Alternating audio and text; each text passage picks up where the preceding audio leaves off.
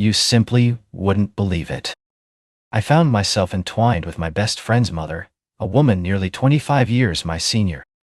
Hello, I'm Lucas, a 19-year-old freshman navigating the vibrant halls of a public university nestled in a quaint eastern state. Sophia was a constant in my life, my neighbor, my classmate, and even my busmate. In an extraordinary twist of fate, we remained inseparable from the days of elementary school right through to the end of high school. Neither in a romantic sense, nor in the context of messaging friends. Amidst the tumult of relationships, Sophia consistently brought me a sense of tranquility like no other. She possessed a sweetness and kindness that was often accompanied by a touch of silliness, yet she never failed to remember my birthday. Sophia was an essential element in my life, yet she was never its focal point. In the past, I would often visit Sophia's home. Initially, it began as a study group. Subsequently, it transformed into a routine. Her residence was merely a short stroll from my own. Each visit, I was consistently welcomed by Sarah, Sophia's mother. In a quaint little house, she resided with her daughter, where a balcony overflowed with vibrant flowers and delicate white curtains danced gracefully in the breeze. Sarah possessed a captivating presence that compelled you to linger in your gaze just a moment longer. Not merely due to her youth, but rather because there was an understated charm about her, as if she carried within her the untold stories of an entire autumn. She divorced when Sophia was young, chose not to remarry, and seldom ventured outside unless absolutely necessary. I continued to address her as Miss Sarah, a title that blended respect with a touch of familiarity. She consistently greeted me with a smile, poured a refreshing glass of iced tea, or presented me with warm, freshly baked cookies, before leaving me in the company of Sophia. One day, I caught sight of Sarah in the kitchen. The afternoon sun poured through the window, casting a warm glow on her hair, which was casually gathered with a wooden clip. She donned a loose white shirt paired with cream-colored slacks, immersed in the task of washing dishes. A few drops of soap adorned her wrists, and I found myself gazing a moment longer. How peculiar, I mused to myself. I find myself in this place, time and again. What is it about today that feels so distinct? Perhaps it was the illumination. Perhaps it was the stillness. Perhaps it was due to Sophia's absence at that moment. I arrived ahead of schedule, and it was Sarah who greeted me at the door. I believe Sophia was occupied with her study group today, she remarked, tilting her head ever so slightly. I pondered, my fingers running through my hair in contemplation. Indeed, I arrived a bit ahead of schedule to retrieve some old test papers. I assumed someone was inside, so I hesitated to enter. Sarah offered a smile and moved aside. Come in, Lucas. I stepped inside, making an effort to keep my gaze steady. At that moment, I was unaware. In that moment, I realized that Sarah had transformed in my eyes from merely being my best friend's mother to someone who embodied the essence of a woman. Suddenly, the distance that once defined us became blurred, its clarity fading away. From that moment forward, I found myself observing details I had previously overlooked. Sarah lingered in each well-known nook of the house. Not in a boisterous manner, but rather in subtle hints. The fragrance of laundry detergent lingered on Sophia's handkerchief. Soft jazz melodies drift gently from the living room. Each time I visited, the glass of iced tea found its way to the exact spot where I settled in. She never inquired about my preferences, yet consistently baked the precise cookie I would choose from the cafe by the school.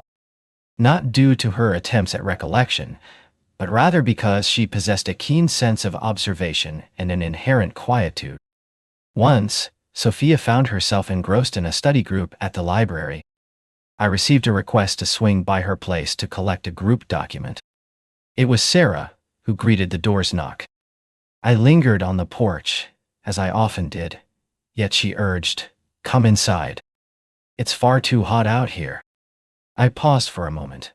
Well, though the air held a lingering chill typical of April, the sun shone brightly that day. The soft, inviting rays of sunshine that stir a delightful flutter in the hearts of those who bask in its glow. I stepped inside, The stillness of the house enveloped me, the rhythmic ticking of the clock resonating in the silence. Sarah averted her gaze, the water cascading from the pitcher. She donned a delicate, light gray sweater. The light, gently sifting through the fabric, illuminated her back with striking clarity. Suddenly, a parched sensation gripped my throat. "Take a seat, Lucas. I have just baked a delightful butter cake." Her voice remained as gentle as always, yet this time I sensed a tenderness that felt nearer. I settled onto the sofa near the window, my posture just a touch upright, hands gently placed on my thighs, as though hesitant to make contact with anything at all. Sarah placed the plate of cake on the table, then took a seat across from it. A heavy silence enveloped the room, stretching on for what felt like an eternity. The only sounds that filled the room were the steady ticking of the clock and the gentle whisper of the wind as it danced through the delicate curtains. At times, the absence of sound conveys more than the most eloquent dialogue. On that day, the sound that resonated most vividly was the rhythm of my heartbeat. Whether Sarah caught the fleeting glance I attempted to conceal each time she leaned to pour tea, or when her fingers grazed the chair's back as she rose, one certainty lingered in my mind. I was experiencing her in a new way. Not in a way that suggests yearning, but rather with a perplexed sense of wonder. There I stood, before an enigmatic room, the door slightly ajar, beckoning me to step inside. A mix of fear and fascination held my gaze captive, compelling me to linger in that moment of uncertainty. In the days that followed, Sophia's presence at home became increasingly rare. She sent a text saying, "I'm heading to the gym, my mom's at home. If you happen to stop by, be sure to inquire with her." I'm not quite sure what compelled me to visit Sophia's house for our group exercises. Perhaps it was simply a matter of routine. Or perhaps it was the desire to gaze into Sarah's eyes once more. Each visit was met with Sarah's warm smile. Her gestures remained soft, deliberate, and composed. Yet, within her gaze, there lingered an enigma that left me uncertain of my place. Amidst the connection between you and the man, and the guest's presence alongside the woman, there lies a depth shaped by her journey through life. That night, I returned home, settled onto my bed, and stared at the ceiling, my eyes wide open. In my mind, Sophia remained an elusive figure, and the concept of collaboration felt distant. A pair of gentle hands set a cup of tea on the table, adorned in a thin light gray sweater. Eyes met mine, not demanding, not questioning, yet compelling me to ponder deeply. Throughout my high school years, I had crossed paths with Sarah countless times. She led us on picnics, gently nudged me to remember my coat as the weather shifted, and observed in silence as I indulged in a third slice of pizza at Sophia's birthday celebration, her words unspoken yet felt. Yet, all of that had merely served as a subtle backdrop in the grand tapestry of existence. Her presence had become as familiar to me as the window blinds at Sophia's house, gently swaying, a constant fixture, unobtrusive and always in their rightful place. It was only as I matured, becoming more introspective, that clarity began to unfold before me. Sarah defied my initial perceptions of her ordinariness. Though she was not young, her beauty possessed a captivating quality that rendered those who gazed upon her speechless. Her visage lacked sharpness, yet her eyes possessed a profound depth. Her voice didn't aim for softness, yet each word she spoke resonated deep within my chest. There's nothing extravagant about it, yet that very simplicity captivates and holds people's attention. Once, Sophia headed to the gym and asked me to swing by and grab my laptop. I stepped into the house, just as I always did. Sarah nestled on the living room sofa, her legs curled beneath her, engrossed in a hefty tome adorned with a rich red velvet cover. Sophia mentioned I would be coming by, her gaze intent on the words before her. I found myself lingering uncomfortably in the doorway. I'll just gather my things and be on my way. Sarah kept her gaze fixed downward. Embrace the moment and allow yourself the luxury of time. The rain falls steadily outside, each drop a whisper from the heavens. Enjoy a cup of tea before you take your leave. I settled into the chair across from me, attuned to the rhythmic patter of rain dancing on the porch roof. The room was filled solely with the whispers of the wind, the gentle patter of rain, and the soft rustle of pages turning. Sarah remained silent, yet an unexpected sense of tranquility washed over me. Her hair cascaded softly down to her shoulders. The silver strands intertwined with the brown, unmasked and untouched by dye. That alone set her apart. Sarah embraces age with open arms. She transforms time into something exquisite. I'm not quite sure when my feelings for Sarah began to take shape. Every time I gaze at her, she transforms in my eyes from merely the mother of a close friend to a woman who embodies quiet solitude, a sense of longing, and an undeniable allure that beckons to be explored. From that moment forward, I found myself attuned to every subtle nuance. On her right middle finger, she frequently adorns herself with a silver ring. A bottle of orange ginger essential oil sits in the corner of the kitchen, while the radio softly plays old songs, their melodies drifting through the air, nameless yet familiar. In Sophia's absence, Sarah and I find ourselves engaging in brief exchanges, which, over time, evolve into more extended dialogues. We discuss literature, classic films, and the subtle details of life, like the scent of damp wood on a rainy afternoon, or how tea swiftly loses its warmth in a delicate porcelain cup. We converse as though effort is unnecessary, and that perplexes me. As I prepared to take my leave, Sarah approached me with a bag of cookies in hand. You have created an excess. Sophia has an aversion to sweets. I will bring them home and savor them later. I accepted them, offering a subtle nod.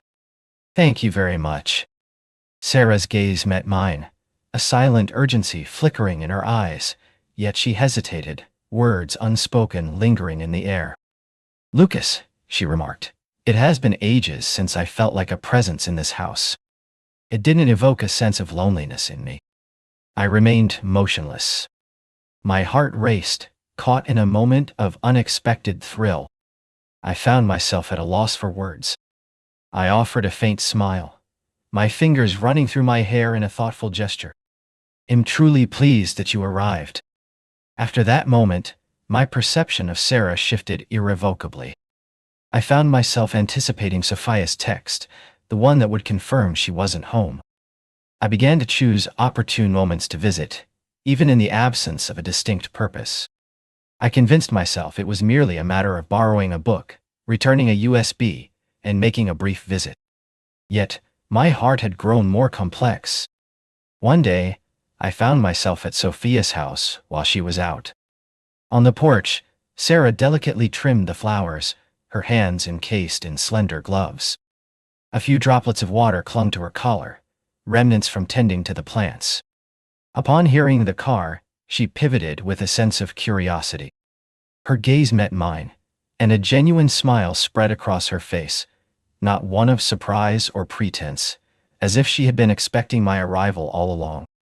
I stepped out of the car, attempting to maintain an air of nonchalance, yet each footfall felt weightier than before. I shall retrieve Sophia's sketchbook. A group project awaits our submission. My voice carried a gentler tone than it typically does. Sarah offered a subtle nod. The dining room table holds it. Embrace it. I plan to spend some time in the garden. I entered, my steps deliberate and unhurried. Whenever it was just the two of us in this house, the air shifted. More subdued and gentle, yet equally delicate as the fine veil of mist that dissipates with a single breath against a mirror. I discovered my sketchbook, yet I lingered for a moment longer. I lingered by the window, gazing out at the porch beyond. Sarah meticulously pruned the lavender, her hands deftly shaping the fragrant stems. The waning sunlight streamed through the porch, draping a gentle radiance across her shoulders. Her brown hair hung loosely, the gentle breeze playfully lifting a few strands to brush against her cheeks. For the first time, I faced the truth within me. I wanted her. The connection transcended mere physical attraction. It was the sensation of being drawn into a profound essence. A woman who had existed in such serene solitude for an eternity that the very air surrounding her had turned delicate. Perhaps Sarah was unaware, but I was acutely aware of an unspoken connection between us, something intangible yet profound, that had started to blossom in silence. On another occasion, as I was repairing the window latch for Sophia, Sarah appeared with a refreshing glass of lemonade. She lingered behind me for what felt like an eternity before finally placing the glass on the table. "Thank you for taking the time to visit and lend your assistance." Her voice flowed softly, each word drawn out with a deliberate cadence. Her words hung in the air, ambiguous and elusive, leaving me to wonder if they were directed at me or merely a release into the void. I spun on my heel. Her gaze lingered on my wrist, where a small bandage from yesterday's mishap lay.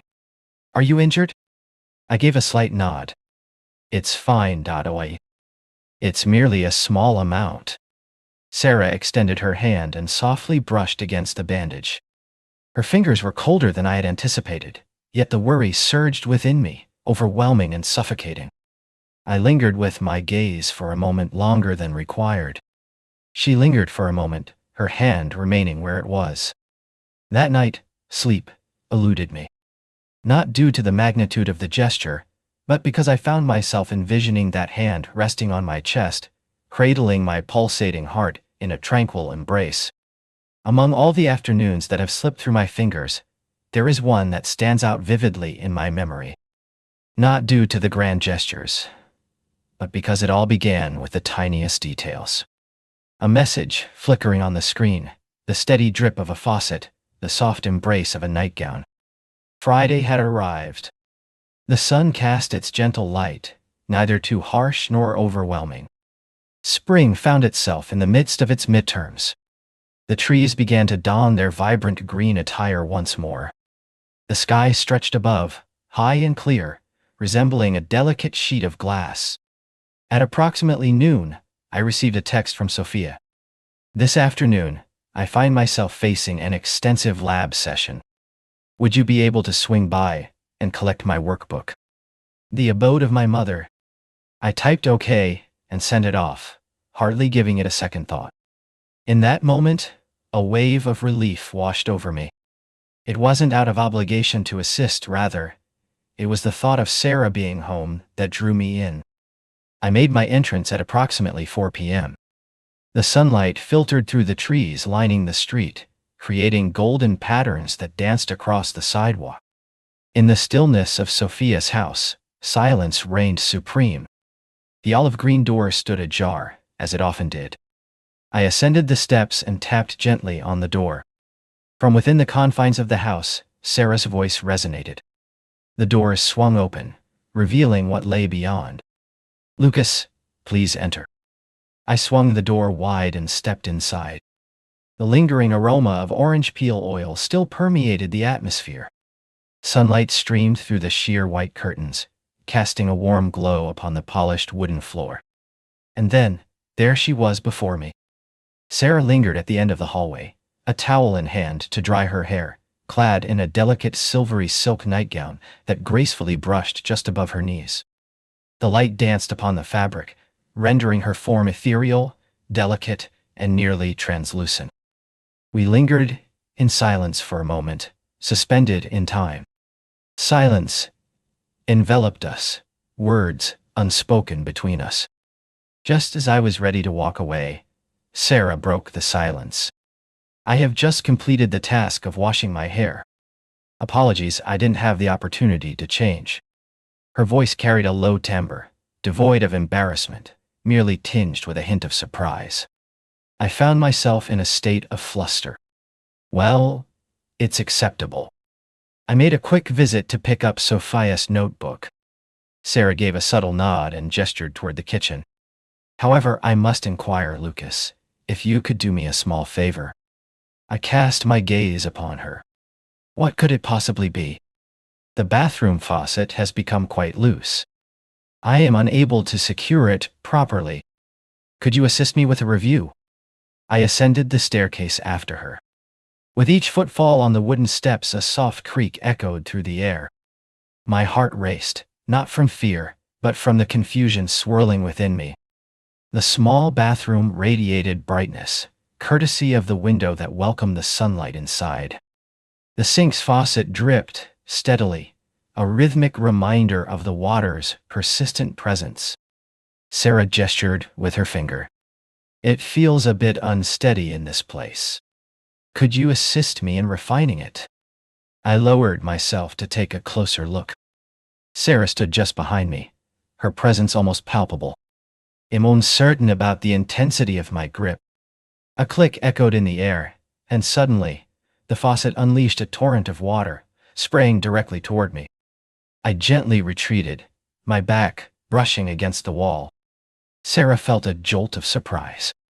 Oh my goodness. Water cascaded in a shimmering arc. In another 3 seconds, we were both drenched.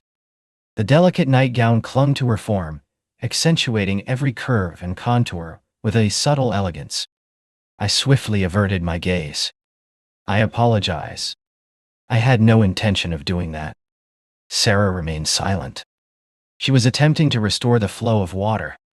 I hurried to shut off the main faucet.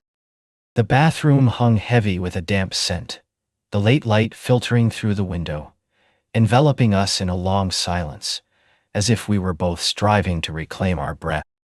As I pivoted, my gaze fell upon Sarah, poised in front of the mirror. Her damp hair cascaded to her shoulders. Her nightgown clung to her form, drenched and embracing her like a second skin. Each curve revealed itself, akin to a silent admission. She glanced over her shoulder to meet my gaze. That gaze, stripped of confusion, now reveals only weariness and a profound, unmistakable humanity. "Could you please fetch a towel from the bedroom for me?" I stepped into Sarah's bedroom. The window stood ajar, allowing the afternoon breeze to sweep in, gentle as a sigh. The bed was draped in a smoky blue silk blanket, its soft sheen inviting and luxurious. The corner of the dressing table exuded a sense of order, with the small bottle of perfume remaining steadfast in its designated spot. The atmosphere was serene, tinged with a hint of solitude, and distinctly delicate. I lifted the sizable towel from the chair. As I pivoted, I came to a halt. Sarah stood in the center of the hallway, water cascading from her hair onto her shoulders. She extended her hand and grasped the towel. Silence enveloped the room, leaving words unspoken. My hand quivered at the moment the towel brushed against hers. Sarah draped the towel over her shoulder, a faint smile gracing her lip zone that spoke of weariness, acceptance, and vulnerability. "I apologize for causing you to become so wet." Her voice resonated deeply within me, striking a familiar chord. I gently shook my head, a subtle gesture of disbelief. "It's perfectly fine. I can't shake the feeling that I might be imposing on you too often." Sarah's gaze lingered on me, stretching out in silence. That gaze held no judgment. There was no shock, merely a soft melancholy, as if she had grown accustomed to the ebb and flow of people entering her life, only to slip away silently. I found myself drenched, every inch of me soaked through. The fabric of my t-shirt clung to my back, while my hair cascaded down, leaving droplets on the wooden floor. The wind whipped through my shirt, a chill that contrasted sharply with the rising heat within me, intensifying with each passing moment. "Do you possess any garments?" I inquired, my voice barely rising above a whisper. Sarah gave a subtle nod. She entered the room, retrieved a crisp white cotton shirt, and offered it to me with a graceful gesture. "The former spouse of yours. It ought to fit perfectly." I accepted it, then turned my back. I was on the verge of stepping into the bathroom to change, yet I hesitated, aware that if I entered, donned a shirt, dried off, and exited this house, all would remain secure. It remained unchanged. It remained Lucas, the friend of Sophia. It remained Sarah, the mother of my closest friend. Yet, I am acutely aware that returning to the past is not an option I desire. I pivoted on my heel. Sarah remained in place, her fingers delicately gripping the edge of the towel. "Do you feel chilly?" she asked, her voice barely above a whisper.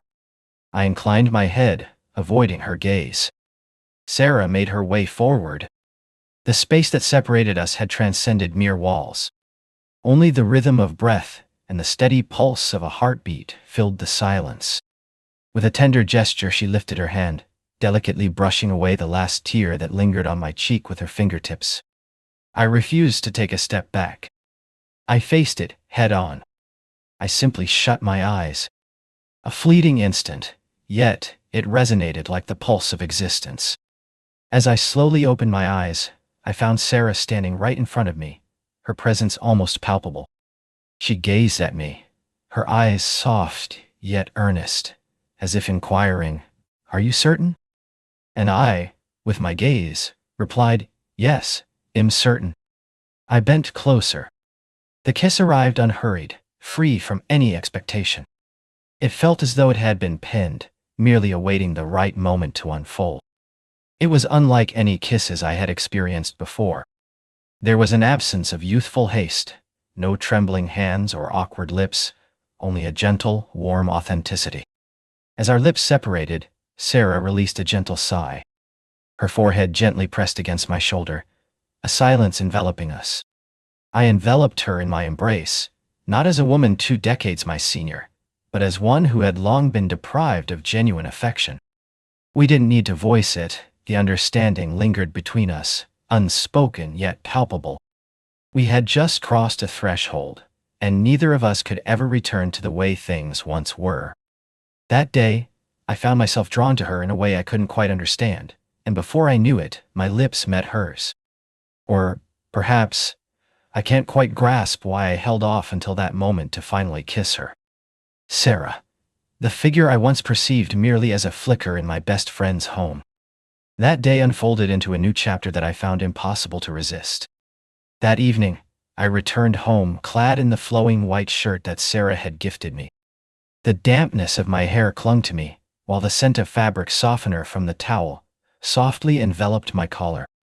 I entered my room, gently shutting the door behind me, as though I feared that my heartbeat might betray my presence. Next, I found myself perched on the edge of the bed. Stillness. I made an effort to push the kiss from my mind. I made an effort to push aside the sensation of her arms enveloping me, warm and quivering, reminiscent of a feeling she had long sought to conceal. I attempted to erase the memory of her soft whispers as our lips met. "Do you really believe that?" I lingered in that spot for what felt like an eternity. Darkness envelops the space, and silence reigns as the phone lies dormant. A single sentence echoed persistently in my mind. What actions have I taken? I held the title of Sophia's closest confidant. I was the son for whom Sarah frequently prepared meals, poured tea, and embraced as one of her own. I found myself restrained from crossing that line. Yet, another idea began to surface. Minuscule, barely perceptible, yet distinctly clear. Yet, if it is indeed a falsehood, what accounts for the profound sense of truth it evokes? The following day, I chose not to visit Sophia's house. I crafted a pretext, claiming I was occupied. The following day found me occupied once more. A week went by. I have yet to return.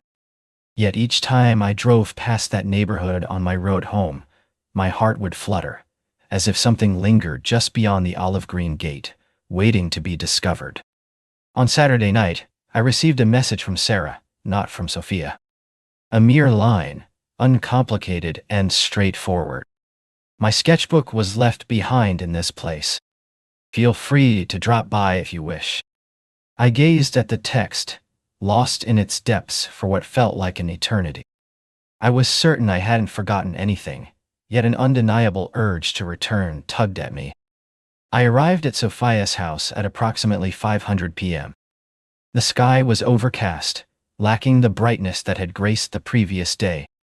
The wind howled with greater intensity. The maple tree in front of the house beckoned, its branches swaying gently, as if inviting a closer look. The door creaked open. Sarah remained in that spot. She donned a sweater in a rich caramel hue, paired with dark trousers. Her hair cascaded in loose, wavy strands. "You arrived sooner than I anticipated." Her voice betrayed no discernible emotion, yet her eyes told a different story, revealing a blend of anticipation and caution. As I stepped through the threshold of the house, a sense of familiarity washed over me. All remained unchanged, yet the air that surrounded us had shifted entirely. No explanation was given. No one spoke of the events that had transpired. Yet the silence stretched on, more prolonged than it had ever been. Sarah poured a steaming cup of tea and gracefully settled into the chair opposite me. She cradled the cup in her hand, yet refrained from taking a sip. We discussed the weather, the impending exam, and Sophia's decision to enroll in a new course. All was perfectly ordinary. It was intolerable. That day, I released a sentence as if it were a breath escaping my lips. "I apologize." Sarah set her cup of tea aside and lifted her gaze. "What is the purpose?" Confusion enveloped me. In the midst of her blunders, a subtle smile graced her lips, a weary, resigned smile that spoke volumes. I didn't mess things up. The situation was already in disarray. I rose to my feet. I was left in the dark about the reasons. Perhaps it's time to depart. Perhaps to escape. As I walked by, Sarah's hand brushed against my wrist with a delicate touch. Once again, I found myself unable to hold back. Her fingers brushed against my wrist with the faintest of touches. Neither grasping nor tugging, merely a gentle brush, as if inquiring, "Is this the moment of certainty? You will not escape again." And there I remained, unmoving. Our gazes barely met for a moment. Not a single word passed between us. Sarah released her grip. She pivoted, ascending the stairs with deliberate slowness, her gaze fixed ahead, never glancing back. I observed her retreating figure, and then I trailed behind. Sarah's bedroom remained unchanged from before, infused with a delicate aroma of orange essential oil, while the curtains danced gently in the breeze. With her back turned to me, she removed her delicate sweater and draped it over a hook. The movement unfolded with deliberate slowness, neither timid nor concealed, simply a woman accustomed to solitude, permitting herself to draw near once more. I approached her from behind, maintaining a respectful distance, merely lingering nearby. Sarah pivoted on her heel. We stood before one another, unmasked and silent, offering no apologies, no justifications for the impending moment.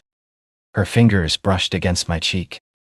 That gaze transcended mere observation. It became a profound silence, rich with the weight of a lifetime spent in anticipation. The details of who initiated the kiss have slipped from my memory. I recall a moment when hesitation vanished, avoidance ceased to exist. It was simply two souls leaning into one another, seeking to fill the voids in their hearts that remained unspoken. Sarah's body was soft, not flawless like the youthful figures I had encountered, but warm and enveloping. As my fingers traced along her spine, I noticed her skin was slightly cool, yet her hand rested warmly against my heart. The heat was palpable. We entwined ourselves gently, with a hush that enveloped us, simply inhaling and exhaling.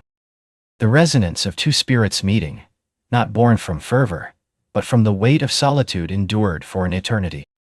We reclined side by side in silence, the words unspoken between us hanging in the air. She leaned her head against my shoulder, her eyes gently shut. Her hand lingered on mine, a gentle grip that spoke volumes of her reluctance to part ways. I gazed at the ceiling, a paradox of emptiness and fullness intertwined. There was no joy comparable to a victory, no fire as intense as a conquest. A single sentence reverberated in my mind, reminiscent of a distant echo. I find myself in the unfortunate position of having lost something dear to me, and uncertainty looms over whether it can ever be reclaimed. I slipped my shirt back on as the shadows of dusk started to creep in. Sarah perched on the edge of the bed, her back turned toward me. She remained silent, and she didn't compel me to remain. It was only as I stood on the brink of departure that her voice, gentle and soft, reached out to me. "Lucas," I paused, pivoting my head. Sarah averted her gaze from me. She simply stated, "This cannot occur again. Are you following me?" I remained silent, merely nodding as I stepped out of the house. After that initial encounter, I didn't return to Sarah's place immediately. I informed Sophia of my busyness, explaining that I needed to put in extra hours at the library and that fatigue was weighing on me. I lacked the finesse of a skilled deceiver, yet Sophia placed her trust in my words far too readily. I believed I would cease. I truly wished to put an end to it.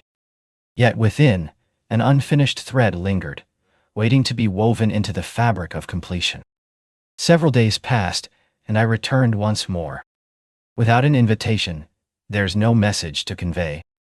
I stepped outside, driven by routine. I found myself standing before the well-known olive door, and there was Sarah, waiting. Just as my hand was about to make contact with the door, she swung it open. "You arrived just as the tea was being prepared." She addressed me as though I remained Sophia's longtime friend, Lucas. We refrained from discussing the previous day. Today, no one inquired about what transpired. A silence enveloped us, deepening into a gentle complicity, an unspoken bond that remained nameless. I can't quite recall the details of how we began anew the second time. Perhaps it was in that moment when Sarah poured me tea, her hand grazing my wrist ever so lightly. Perhaps it was in that moment I found myself positioned behind her in the kitchen, the rhythm of my heart echoing loudly in my ears. Perhaps it was in that moment when Sarah's gaze met mine, silent yet eloquent, her eyes conveying an unspoken apology that lingered in the air, unnecessary yet profound. The second time arrived with a softer touch, clearer in its intent, and more substantial in presence. And on the third occasion, it became unmistakably clear. We were not in love. We refrained from uttering tender phrases. We found our way to one another as the warmth in our hearts began to fade. Typically, during the afternoons when Sophia was either at school or away, I would swing by to grab something, return a book, or borrow a hard drive, any excuse small enough to coax me through that door once more. And then, inevitably, no excuse at all. We became accustomed to the silence between us. Become familiar with the blue silk blanket. Become familiar with the manner in which Sarah released her hair from its clasp before settling down. Become accustomed to how I casually drape my jacket over the chair, never pausing to ask, "Is this all right?" Once, as we lay side by side, Sarah turned to me and asked, "Have you ever loved anyone?" For a brief moment, I found myself in silence. Indeed, but not in this manner. "What do you mean by this?" Turning my gaze toward her, I took in the moment. "It's not quite love, yet it doesn't lack affection either." Sarah smiled, giving a slight nod. "I believe that's true as well. There exists no boundary separating Sarah and me. It's not quite love, yet it transcends mere frivolity. We cling to one another, ensuring we don't lose our way." In the days that ensued, Sarah and I found ourselves in each other's company more frequently, yet we never dared to define the unspoken connection blossoming between us. There are no promises, no expectations, only the soft ebb and flow of quiet arrivals and departures. One day, I found myself on the sofa beside her, lost in the melodies of an old song. On yet another day, Sarah busied herself with dinner preparations as I tackled the task of repairing a shorted electrical outlet in the kitchen. Neither of us spoke of what we were, fully aware that naming it might unravel everything. I began to distance myself from Sophia, not out of hatred, but because I found it impossible to meet her gaze while carrying such a significant secret. There was a moment when she reached out to me 3 times regarding an urgent group assignment, yet I chose not to respond. It wasn't that I overlooked her, rather, I found myself entwined in the sheets with her mother. It was the inaugural moment I truly experienced a sense of remorse. Not morally culpable, yet undeniably guilty of breaching a trust, despite the absence of any bestowed responsibility. Sarah appeared to feel it as well. One evening as we reclined next to each other, Her voice emerged in a gentle whisper. Regrettably, Lucas, this situation cannot persist indefinitely, as you are aware. I gazed up at the ceiling, enveloped in silence. Her voice trembled as she pressed on. It's not that I lack the desire, rather. It's the inevitable moment when Sophia discovers the truth that will lead to your regret. I turned around, ready to speak, yet the words never left my lips. Her words resonated with undeniable truth. Yet, there was another truth I was powerless to halt. Sarah had an undeniable allure that drew me in, no matter how many times I attempted to walk away. In part, it was due to the way she instilled in me a sense of being needed. In her presence, I felt no need to demonstrate my worth. I was not required to exhibit strength. Happiness was not a requirement for me. I simply had to be authentic. And Sarah embraced me just as I was. I found myself lacking the carefree spirit I once possessed. Each time the door clicked shut, a jolt of anxiety surged through me, compelling me to leap in response. With each ring of the phone at Sarah's house, my heart would leap in my chest. We grew increasingly reticent. We consistently made it a point to verify whether Sophia was at home. There was a moment when Sarah nearly sent a text to Sophia instead of me, just a brief line. Will you be joining us this afternoon? In a decisive moment, she hit delete. Her hands trembled as if they were gripping a ticking time bomb. Something was gradually slipping from our grasp. Yet, oddly enough, neither of us felt the urge to cling on. We were merely postponing the inevitable, akin to those who sense the impending crash, yet continued to navigate with their eyes shut, reluctant to halt in the midst of the thoroughfare. Sophia was the first girl I connected with effortlessly. Since the 10th grade, we have occupied the same desk together. The memory lingers of that initial request for a pen, followed by a plea for a biology book, and then the rhythmic tapping of her pen against the desk's edge whenever boredom struck. Slowly, the question, "Are we close?" faded from conversation. It was undeniably clear. We collaborated in our studies, shared meals, and occasionally engaged in group projects together.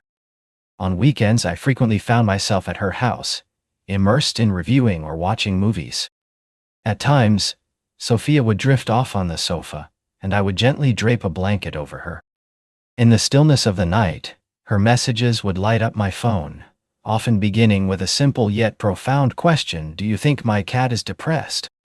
And I responded instinctively. I regarded all of that as nothing more than genuine friendship. Reflecting on the past, I come to understand that I was the one who never inquired, "Is it genuine with Sophia?" She never uttered those words. She never revealed her need for me in the way a girl might who secretly harbors feelings for her friend. Sophia remained composed, refraining from conflict, avoiding sulking and steering clear of ambiguous messages. She existed in that moment, a presence without definition. Forever the one who held on to the memories of my exam days. Consistently the individual who offered brief salutations prior to presentations. Ever the one who understood my preference for chicken sandwiches over beef. And forever the one who burst into laughter when I feigned seriousness. I once believed it was a bond free of conditions, yet it turned out to be a genuine attachment. I simply lacked the refinement to recognize it. There was a moment when I found myself battling a high fever. My vision swam in a haze. Fatigue enveloped my body. I had no appetite. It was Sophia who prepared the porridge, delivered it to my home, and patiently waited for me to finish my meal. I recall her carefully peeling each pill, her voice steady as she instructed, "Take this after eating. It will help lower your fever quickly." I drifted off to sleep while she remained in the wooden chair beside the bed. Upon waking, I found her return marked by a note left behind. "Make sure to nourish yourself adequately next time. Please, not porridge again." I chuckled as I read it, yet I never gave that action much thought. Upon reflection, it strikes me that Sophia never sought anything for herself. Instead, she consistently offered her generosity. I never imagined she could harbor feelings for me. Perhaps it was due to my own lack of understanding. Perhaps it was the familiarity of her presence that led me to overlook its significance. Yet emotions, when left unacknowledged, slowly transform into wounds. Recently, I observed that Sophia tended to gaze at me more intently during my moments of absent-mindedness. Her eyes had shed their former innocence. A shift had occurred. Yet, I found myself completely captivated by another woman, oblivious to the girl who quietly cherished me, her feelings unspoken. I began to recall each and every minute detail. What I once overlooked has now transformed into something profoundly significant. Each time I shared news of another girl, Sophia remained quiet. Each time she prepared my favorite dish, it was done without a word of inquiry. Whenever I found myself running behind schedule, she remained patiently by my side, devoid of any anger. All around me the signs were present, yet I chose to overlook them. Once, I recall an outing to the mall, in search of shirts. Sophia lifted a black t-shirt, presenting it to me with a smile, and remarked, "This suits you well." I slipped it on and made the purchase impulsively. On that particular day, I playfully inquired whether, if I had a girlfriend, she would appreciate my choice of attire. Sophia offered a fleeting smile, tinged with sadness, before she turned her gaze elsewhere. In that moment, the reasons eluded me. At this moment, clarity has dawned upon me. The memory of her gaze on my birthday lingers vividly in my mind. We found ourselves at a well-known cafe, a place steeped in memories. Sophia presented me with a notebook, its brown leather cover elegantly engraved with my name. I inquired, "What is the purpose of a notebook?" She responded, "It's so you can jot down things you mustn't forget." In that moment, I merely smiled and set it aside. That evening, as I shared a story expressing my gratitude towards her, I tagged only a handful of friends, completely overlooking her presence. The following day, Sophia continued to speak as she usually did. Yet, I observed that her eyes were tinged with red. As I reflect on those moments, it's not merely regret that washes over me, it's a profound sense of selfishness. I accepted all the love Sophia offered in silence, yet I never paused to inquire, "Are you okay?" Her presence was something I had come to expect, yet now that assurance was fading, and I began to sense the emptiness it created. Sarah once inquired, "Do you believe Sophia is aware?" I shook my head, yet truthfully, uncertainty lingered within me. Sophia was far from foolish. She possessed a keen insight, always aware of her surroundings. Perhaps she had an inkling. Perhaps she had intuited that a shift had occurred. She simply refuses to acknowledge it, much like I was reluctant to face the truth myself. She has occupied a special place in my heart for quite some time now. I'm uncertain about my feelings for Sophia, yet I am certain of one thing: she is the one person I must never cause pain to. And I realize that I have begun to embrace it. Before a single word was uttered, I noticed that the last time Sophia smiled, her eyes held a depth of experience that seemed to overshadow their former innocence. There was a shadow within her, a heaviness like the weight of an unspilled storm. There was a lingering fear within me, a dread that one day the rain would descend, and I would find myself exposed, standing there without an umbrella to shield me. That night, I returned home and lay back on my bed, the notebook Sophia had gifted me resting on the nightstand. I flipped it open. A blank page awaited my thoughts. I grasped a pen, inscribed a single line, merely one line. "Never overlook the fact that there was someone who cherished you quietly." Wednesday arrived. The memory lingers, marked by a gentle drizzle that darkened the sidewalks, yet was too light to compel anyone to reach for an umbrella. As I made my way home from school, my phone buzzed with a message from Sophia. "This afternoon, I'll be sorting through Mom's closet and laundering the blankets. Would you care to join me for dinner this evening?" I hastily typed my thoughts and slipped my phone into my pocket. The clock caught my eye. 5:22. In that moment, as was customary, Sarah found herself alone at home, and we were present as well, a routine that remained unspoken yet understood by all. Today, however, Sophia returned home earlier than usual. The events that unfolded in that house, at that moment, remain a mystery to me. I found myself replaying it repeatedly, as if attempting to visualize the instant when a heart was tightly gripped. Sarah's bedroom often exuded an air of neatness. With a determined spirit, Sophia stepped into the room, her mind set on tackling the pile of sweaters that had been carelessly draped over the chair. She placed the bag of clothes on the bed and leaned down to open the drawer beside the bedside table. At that moment, her gaze fell upon the box. A small, unlocked box leaned against the wall, appearing as though it had been concealed in haste, not truly intended for discovery, yet not sufficiently hidden to evade notice. With a deliberate motion, Sophia opened it. Within the confines lay several condoms, still nestled in their blister packs, alongside a handful of used packs, meticulously folded within their paper sleeves. Perhaps it wouldn't have troubled her at all, were it not for the second detail, a black t-shirt, meticulously folded, resting just beneath it. That shirt was a choice Sophia and I made together during our trip to the mall last summer. It was she who remarked that it suited me well. The individual who covered the cost initially, despite my lack of time to retrieve my wallet, was the same person who playfully referred to me as, "It's my boyfriend's, keep it safe." Sophia lifted the shirt with deliberate slowness. Her hands trembled ever so slightly. The sunlight streamed through the window, casting a golden hue upon her hair. Perhaps, in that fleeting instant, disbelief washed over her. Perhaps she was still on a quest for understanding, a logical justification for why the shirt lay in her mother's room beside something that seemed entirely out of place. Yet, all that theoretical framework crumbled as Sophia pulled open the bottom drawer. A recognizable fragrance wafted from the detergent that had clung to my shirt on several occasions lately. In that instant, I believe she had yet to shed a tear. Sophia was not one to shed tears immediately. She possessed a remarkable resilience. And then, when the weight became too much to endure, the tears would cascade quietly, devoid of any sound. And I understood that this was the most excruciating form of weeping. Sophia lingered in that spot, time stretching around her like a thick fog. What? No one could pinpoint the duration, perhaps just a fleeting few minutes.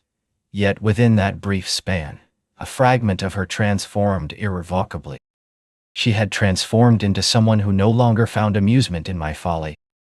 No longer the steadfast companion who stood by the library entrance, regardless of the weather's whims. In that instant, Sophia transformed into a figure grappling with the profoundest betrayal a heart could possibly withstand. It originated from the two individuals she held in the highest regard. She returned the shirt to its place. With a gentle pull, she slid the drawer shut. With a firm yet deliberate motion, she nudged the box back into its rightful position. Everything appeared as though it had remained untouched by time. Yet, Sophia's eyes held a distinct quality. Nothing could obscure the turmoil that had just unfolded in her mind. As Sophia emerged from the room, a faint laugh drifted up from the living room, echoing from the second-floor balcony. Softly spoken, yet unmistakably compelling, it draws you in and demands your attention. She bent forward, peering down into the depths below. As Sarah and I stepped through the threshold of the house, a sense of anticipation filled the air. In my grasp, I clutched a paper bag, its contents a delightful surprise, Sarah's favorite cake. We were unaware that Sophia had returned. She mentioned that she would be in the library until the evening. And as always, we surrendered ourselves, defenseless, unprotected, as though our secret were an unspoken truth. Sophia stood there, her gaze fixed downward. She observed as I crouched to remove my shoes. I noticed Sarah approaching, her smile gentle and inviting. Felt her hands resting on my shoulders, a comforting familiarity. That fleeting touch transformed into irrefutable evidence of existence. As I pivoted to speak, my gaze collided with Sophia's. She stood on the stairs, the light from the door behind her casting a brilliant glow, enveloping her in a beauty that felt both radiant and achingly silent. Sarah came to a halt as well. The atmosphere stilled, as though every moment had been distilled into one piercing gaze. Silence enveloped the room, leaving words unspoken. Sophia descended the stairs with deliberate slowness. With every step, a torrent of questions, accusations, and simmering pain threatened to erupt just beneath the surface. She halted 3 steps from us, her gaze fixed on both of them. Silence reigns, devoid of screams, tears, or tremors. Her voice dripped with a low, soft quality, barely rising above a whisper. "You both ended it all." I found myself without the opportunity to express a single word. Sarah didn't either. Sophia swept by us, chilling as a brisk gust of wind. No turning back, no breaking down. Yet, within that silence lay the most resounding explosion. The thoughts have slipped away from me, lost in the haze of memory. When Sophia remarked, "You two eliminated everyone and slipped away unnoticed," there I was, rooted to the spot in the heart of the living room. Neither did Sarah. Our eyes avoided one another. We refrained from calling out to her. All around, a sense of fracture lingered, yet silence enveloped the scene. I heard the sound of Sophia's door shutting softly above me. Not with volume or flair, but within the confines of my mind, it echoed like a hammer striking the tenderest part of my heart. Sarah settled into the chair, her hands trembling ever so slightly, yet she held back the tears. She lifted her hand to her forehead, as if attempting to untangle the emotions that were overflowing from her grasp on self-control. I found myself positioned at the center of the room. I found myself caught in a dilemma, uncertain if I should remain or take my leave. The house abruptly took on a sense of confinement. Not due to the distance, but because of the expression Sophia wore. The gaze enveloped me, rendering me an outsider in a space I ought to have held dear. "Lucas," Sarah said. Her voice was delicate. I chose not to look back. "I apologize," she persisted, yet found herself at a loss for further words. The apology lingered, suspended in the atmosphere, searching for a destination that eluded it. I released a deep sigh. Thoughts whirled around in my head. All of it returned to me in disjointed pieces, reminiscent of scenes from a movie. Sophia's gaze lingered on the stairs. The t-shirt rests quietly in the drawer. The fleeting moments of contact shared between Sarah and me. And the sound of my own laughter that had echoed just moments before down the hall. The precise instant Sophia emerged from the shadows of trust. I once believed that the moment I was found, fear would grip me. Yet, in that instant, it was not fear that enveloped me. It was a profound sense of loss. A loss that cannot be undone. From the instant Sophia's gaze locked with mine that day, I understood that all that had existed between us was irrevocably over. I ascended the staircase. I found myself standing before Sophia's door. I refrained from knocking. I simply remained in place. My hand grazed the icy surface of the door. I longed to utter her name, yet my throat seemed constricted. I lingered for just a heartbeat more, then pivoted and walked away. I stepped out of the house into the dim afternoon light. The sky hung heavy with a blanket of gray. The chill of the wind cut through the air, as though the atmosphere conspired with my sense of void. I failed to utter a farewell. Did not slam the door. I have just taken a walk. Every step weighed down by the burdens I had to leave behind. The essence of camaraderie, the finest aspect of my being. Uncertain of the duration Sarah lingered in the living room following that moment, I found myself lost in thought, crafting an image of her there. She remained motionless, refraining from illuminating the room. The room would gradually succumb to darkness as the light from outside dwindled away. Perhaps the television was on, yet her focus drifted elsewhere. Perhaps she caught faint sounds from above Sophia's footsteps, the steady trickle of water in the sink, but she remained silent, unwilling to break the stillness. Sarah possessed a wealth of experience. She had lost so much in marriage, a belief in love, and now her own hands were driving away the one thing she should have held onto her daughter. I envisioned Sarah perched there, her gaze fixed vacantly upon my hands. Perhaps for the very first time, she found herself engulfed in self-loathing. From the moment Sophia descended the stairs, I realized I had begun to loathe myself. In the room above, Sophia perched on the bed, her back pressed against the wall. Her eyes remained devoid of moisture. She remained composed. Silence enveloped her, words remained unspoken. In her hand, she held the black t-shirt that once belonged to me. She clutched it to her chest, as though safeguarding a cherished memory, one that had been shattered in the span of a single afternoon. The notebook I had gifted her for her birthday remained on the desk, untouched. As I turned to the first page, I noticed my handwriting, blurred and stained by tears. I appreciate your constant presence in my life, even in the absence of anything extraordinary. Now, there was the realization that nothing was the most special thing, the very thing I no longer deserved. Sophia rose to her feet. With quiet determination, she approached the bookcase and gently retrieved the family photo album. As she turned the pages, her fingers paused at the photograph capturing the three of Usher, Sarah, and me frozen in time at our high school graduation. In the photograph, every gaze was directed toward the camera. The smiles came effortlessly, genuine and relieved, as if no one had anticipated that one day everything would shift so dramatically. We were once individuals bound not by mere promises, but by our routines, trust, and an inherent sense of safety. Yet, it was the unspoken wounds of betrayal that pierced the heart most profoundly. That evening, I refrained from sending a message to Sophia. I also didn't reach out to Sarah. I found myself seated in the car, nestled within the school parking lot, gazing out at the enveloping fog, feeling a profound sense of solitude.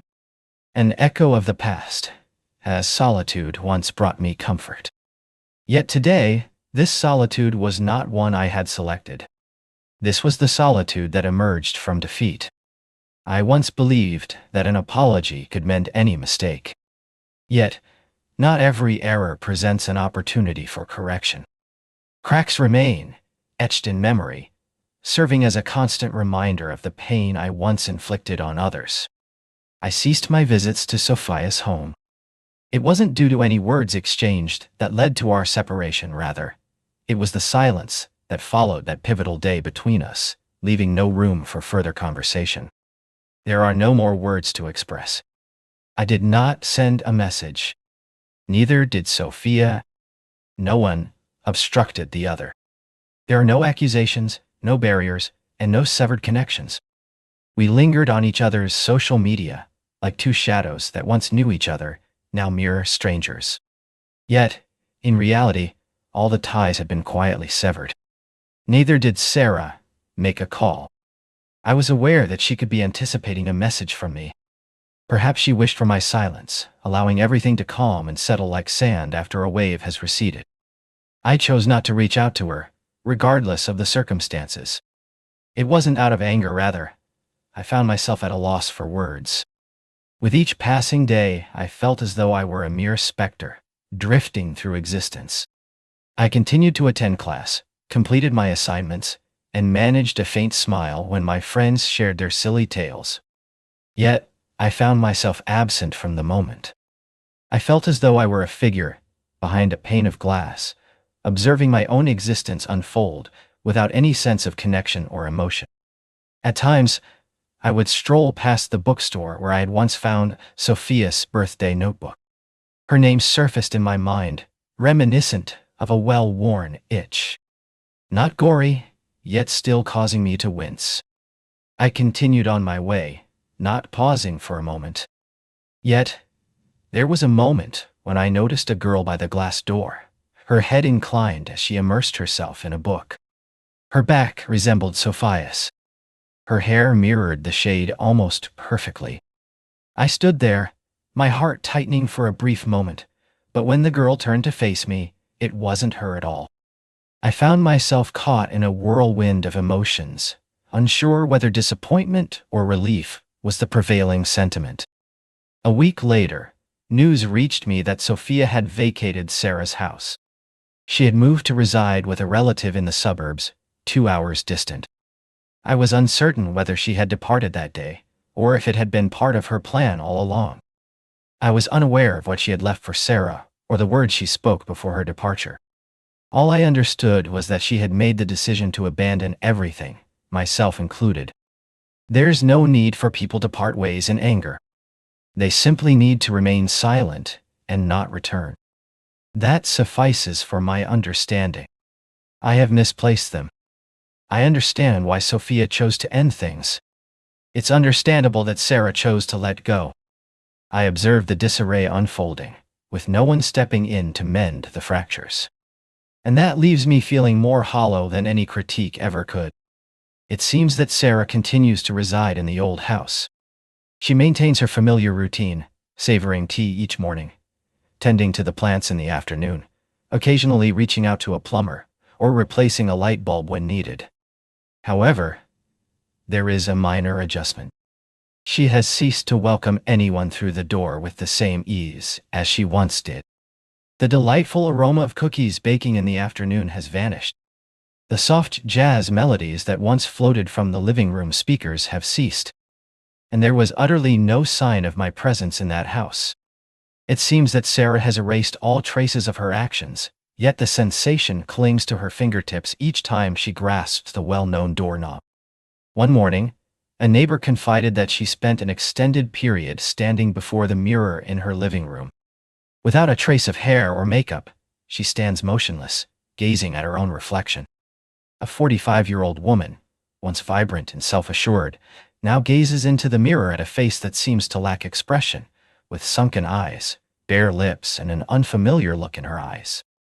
I ponder the thoughts swirling in her mind at that very moment. Perhaps her thoughts drifted to Sophia, her sole daughter. Perhaps she had me on her mind. Perhaps her mind was a blank slate, merely straining to catch the faint whispers of her conscience still echoing within her. I stood apart. I steered clear of that house from then on. Yet, it lingered in my mind, a still tableau captured in ice. Each time the thought crossed my mind, vivid images unfolded: the stairs where Sophia lingered, light streaming through the curtains, the fractured laughter echoing in a room that felt like a reluctant prison. Life continued its course. Yet from that moment onward, I transformed into someone entirely different from who I once was. A fragment of my being lay shattered. Not entirely, not readily apparent, yet profoundly shattered. Fear began to creep in, a hesitance to make promises, to build trust, to draw near to anyone. The worry lingered that I might inflict pain on someone, just as I had done to Sophia. Once, I took a moment to compose an email, aiming to express my apologies, with the intention of sending it to her. Yet, each time I reached the third line, my hand would come to a halt. I found myself at a loss for a starting point. And above all, I found myself questioning whether I still possessed the right to speak to her at all. Not every error warrants forgiveness. A few errors. We must coexist with them for eternity. By a stroke of fate, I encountered Sarah just once at the supermarket adjacent to the school. She was selecting apples. I strolled by. Our gazes collided in an instant. Silence enveloped us, each word unspoken, hanging in the air. I offered a subtle nod, and she tightened her lips in response. Her eyes glistened, reminiscent of someone who had just stepped out of an incomplete reverie. No one intervened. No necessity existed. There comes a time in every person's life when everything shifts, and nothing feels quite the same again. In that fleeting instant, at Sophia's window, her gaze locked with mine, one final time silent, devoid of fury, yet heavy with the unspoken truth that what I had lost was irretrievable. From that moment forward, my perception of the world transformed entirely. The connections in my life, the women I've encountered. I consistently maintained an unseen separation. A new boundary seemed to emerge within me, not for self-protection, but but to prevent causing pain to others once more. I often envisioned a serendipitous encounter with Sophia, perhaps at an art exhibition or in the cozy ambience of a beloved coffee shop. She smiled, while I lingered in uncertainty. We would both feel a touch of awkwardness, exchanging a few courteous words.